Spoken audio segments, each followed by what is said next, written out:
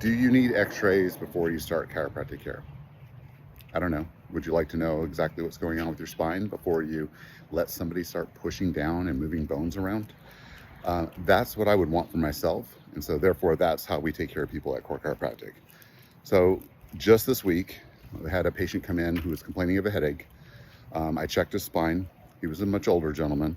It turns out he has an aortic aneurysm going on, which means like the aorta area, which supplies all the blood flow down to the lower leg, was calcified and had swollen up like a balloon. And if that area had ruptured, that would have been lights out. He would have been done.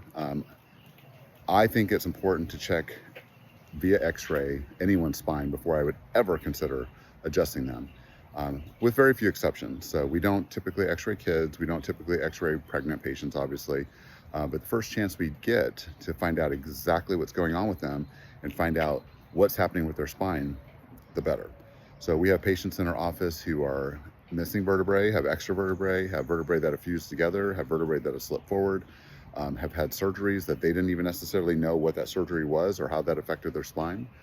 We have patients with scoliosis that have had surgeries, they have bolts and screws in their spine, but they can all be successfully treated with chiropractic care because we know exactly which bone we're moving.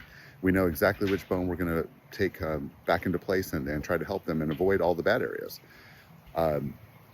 It's fallen out of favor. A lot of chiropractors in Houston do not take x-rays anymore.